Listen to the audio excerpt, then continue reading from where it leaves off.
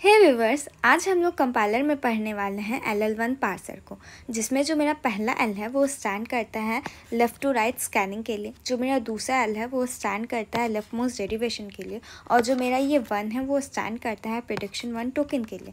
जैसा इसका नाम है वैसा ही इसका काम है। हम लोग सबसे पहले इसको थ्योरी वाइज पढ़ेंगे, उसके बाद इसका टेबल बनाना भी सीखेंगे। तो आइए चलिए देख लेते हैं कि ये होता क्या है। इसके लिए सबसे पहले हमें 3 नेसेसरी कंडीशन अपने context free grammar given context free grammar में चेक करना होता है। पहला कि जो मेरा ग्रामर दिया हुआ है वो अनएम्बिगुअस है या नहीं, नॉन लेफ्ट रिकर्सिव है या नहीं, या लेफ्ट फैक्टर्ड है या नहीं। अगर आप लोग इन तीनों को नहीं जानते हैं तो मैंने पहले ही इन तीनों के ऊपर वीडियो बना दिया है, आप लोग उसे जाइए और जाकर के ज़रूर वॉच कीजिए, ठीक है। तो ये मेरा 3 नेसेसरी कंडीशन है। उसके बाद आइए चलिए कंटेक्स्ट फ्री ग्रामर को समझ लेते हैं कि इसमें करना क्या होता है। सबसे पहले हम लोग को एक टेबल बनाना होगा, जिसको अभी हम लोग देखेंगे। उसके बाद हम लोग को उस टेबल में कोई भी मल्टीपल एंट्रीज़ नहीं होना चाहिए। अगर मल्टीपल एंट्रीज़ है इसका मतलब ये है कि वो LL1 CFG नहीं है, लेकिन अगर मल्टीपल एंट्रीज़ नहीं है तो इसका मतलब है कि वो CFG है। यानी कि मेरा एक टेबल मैं बनाऊंगी जिसके अंदर एक अगर एंट्री है तो ठीक है, और अगर एक से ज़्यादा एंट्री है इसका मतलब ये है कि वो LL1 पार्सर नहीं है। उसके बाद हम लोग इसको कैसे राइट करते हैं। सबसे पहले हम लोग को अपना पहला नेसेसरी कंडीशन चेक करना होगा कि ये अनएम्बिगुअस है या नहीं। अनएम्बिगुअस है तो हम लोग आगे बढ़ेंगे। आगे बढ़ने के बाद हम लोग को देखना होगा कि ये लेफ़्ट रिकर्सिव है या नहीं है। अगर लेफ़्ट रिकर्सिव है तो उसे हम लोग को नॉन लेफ़्ट रिकर्सिव में पहले तो कन्वर्ट करना होगा, उसके बाद ही हम लोग आगे बढ़ सकते हैं। उसके बाद चेक करना होगा कि नॉन लेफ़्ट फैक्टर्ड है या लेफ़्ट फैक्टर्ड है। अगर नॉन लेफ़्ट फैक्टर्ड है तो उसे हम लोग को लेफ़्ट फैक्टर्ड ग्रामर में कन्वर्ट करना होगा। उसके बाद ही हम लोग उसमें कोई भी LL1 टेबल बना सकते हैं। उसमें अगर मल्टीपल एंट्रीज़ आया तो इसका मतलब है वो LL1 CFG नहीं है, लेकिन अगर कोई भी मल्टीपल एंट्रीज़ नहीं है उसके बाद हम लोग कहेंगे कि वो LL1 CFG है। तो अब फाइनली चलिए इसके टेबल को देख लेते हैं। अगर मेरा यहाँ पर क्वेश्चन दिया हुआ है तो यहाँ पर सबसे पहले तो हम अपने 3 कंडीशन को चेक करेंगे कि ये एम्बिगुअस है या नहीं। आप लोग चेक कीजिए और आप लोग को समझ आएगा कि ये नहीं है। दूसरा पॉइंट कि ये क्या मेरा लेफ़्ट फैक्टर्ड या लेफ़्ट रिकर्सिव है या नहीं। तो सबसे पहले तो लेफ़्ट रिकर्शन ही चेक करते हैं। अगर मेरा SA ऐसा कुछ होता तो उस पॉइंट पे हम लोग कहते हैं कि ये लेफ़्ट रिकर्शन है, क्योंकि यहाँ पर लेफ़्ट में सेम चीज़ एग्जिस्ट करता है जो मेरा यहाँ पर एग्जिस्ट कर रहा है। ओके, उसके बाद मेरा तीसरा पॉइंट था, तो इसमें तो ऐसा कुछ है नहीं। उसके बाद जो मेरा तीसरा पॉइंट था वो था मुझे चेक करना है कि मेरा लेफ़्ट फैक्टर्ड है या नहीं। तो लेफ़्ट फैक्टर्ड कहने का मतलब, अगर आप लोगों ने मेरा वीडियो देखा होगा तो आप लोग को पता होगा कि कुछ ऐसा होता है कि दोनों का स्टार्टिंग सेम से होता है, तो हम लोग का टोकन ये समझ नहीं पाता कि किस टोकन को ले, क्योंकि वो पहले ही वर्ड को बस देख सकता है। तो यहाँ पर भी ऐसा कोई भी प्रॉब्लम नहीं है। इनफैक्ट मैंने जो भी क्वेश्चन लिए हैं उन सब में ये 3 पॉइंट पहले से ही सेटिस्फाई करके रखा है, ठीक है। तो आइए चलिए हम लोग देखते हैं कि इसको किस तरीके से हम लोग सॉल्व करते हैं। तो यहाँ पर जो भी मेरा दिया हुआ है हमको सबसे पहले तो उसका फर्स्ट निकालना होगा। तो मैं इन सब का अगर फर्स्ट निकालूँ तो फर्स्ट मेरे सामने होगा A और एप्सिलॉन। और अगर A और एप्सिलॉन मेरा फर्स्ट है तो आप लोग को एक बात ध्यान से यहाँ पर सुनना और समझना चाहिए कि जिसका भी मैं फर्स्ट निकालूँ और उसमें एप्सिलॉन आए तो मुझे बस उसी का फॉलो निकालना है, मुझे सबका फॉलो नहीं निकालना। जिसमें एप्सिलॉन है बस उसी का फॉलो निकालना है।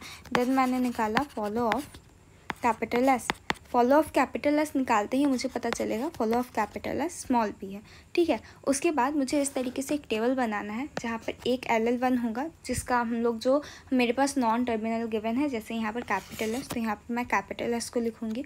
उसके बाद यहाँ पर जितना भी टर्मिनल है जैसे स्मॉल a स्मॉल b है, इन दोनों को लिखूँगी। और ये डॉलर मेरा कंपलसरी है कि हमको लिखना ही पड़ेगा। और एक बात, अगर हम लोग जानते हैं कि S स्टार्टिंग सिंबल है तो यहाँ पर डॉलर भी होगा, ठीक है। तो अब हमें क्या करना है कि S से A किस इक्वेशन में आया। जैसे हम लोग देखें तो S से A कैसे हम लोग फाइंड किए, इस वाले इक्वेशन से हम लोग S से A फाइंड किए, यानी कि किसके स्टार्टिंग में है, इस वाले इक्वेशन में, क्योंकि यहाँ पर एक्चुअली 2 इक्वेशन है, S से small a capital S small b, और S से एप्सिलॉन।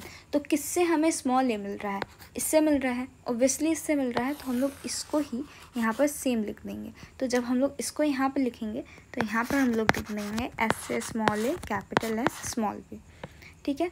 इसे मैं इरेज कर दे रही हूँ। उसके बाद हमें क्या करना है, उसके बाद हम लोग को देखना है कि मेरा फॉलो में क्या क्या आया है, क्योंकि फर्स्ट में तो अब सिर्फ और सिर्फ स्मॉल है, ठीक है। लेकिन एप्सिलॉन है, एप्सिलॉन की वजह से हम लोग फॉलो निकाल दिए। फॉलो निकालने के बाद हम लोग को बी मिला और डॉलर मिला, तो बी और डॉलर की जगह हम लोग को एप्सिलॉन किससे मिला था, एस से एप्सिलॉन मिला था। ठीक है, तो हम लोग क्या करेंगे, इन दोनों की जगह हम लोग एस से एप्सिलॉन और एस से एप्सिलॉन लिख देंगे। ये तरीका है मेरे LL1 टेबल को कंस्ट्रक्ट करने का। अगर आप लोग को यहाँ नहीं समझ आया तो यहाँ पर मैं इससे भी बड़ा एक एग्जांपल लेकर के आई हूँ। इस एग्जांपल में मेरा 2 नॉन टर्मिनल है। अगर मैं कैपिटल एस का फर्स्ट निकालूँ तो मुझे मिलेगा बी और एप्सिलॉन और सेम ए के लिए। तो इस एप्सिलॉन की वजह से मैं फॉलो ऑफ एस भी निकालूंगी एंड फॉलो ऑफ ए भी निकालूंगी। ठीक है, तो अगर मैं फॉलो ऑफ एस निकालूँ तो मुझे मिलेगा सिर्फ और सिर्फ डॉलर, और अगर मैं फॉलो ऑफ ए निकालूँ तो भी मुझे मिलेगा सिर्फ और सिर्फ डॉलर। तो उस पॉइंट पे अब मुझे क्या करना है, LL1 जो मेरा बना हुआ है इसके अंदर मुझे दोनों अपना नॉन टर्मिनल को लिख देना है। यहाँ पर मैंने 2 खाना इसलिए बनाया कि यहाँ पर सिर्फ 2 नॉन टर्मिनल है, एस और कैपिटल ए।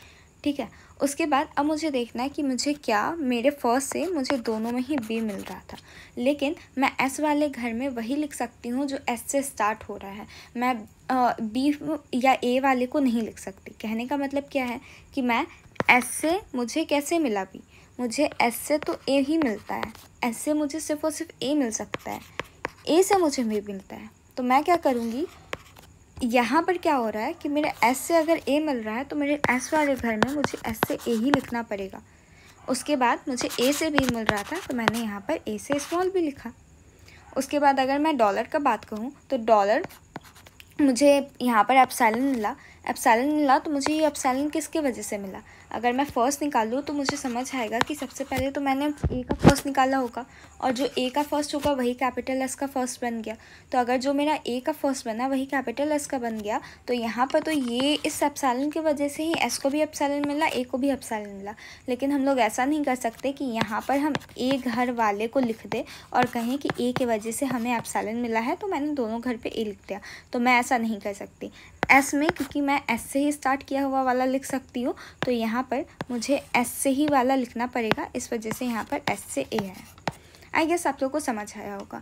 अगर हम लोग इसको और थोड़ा एक्सटेंड करके एक बड़े क्वेश्चन के लिए देखें तो हम लोग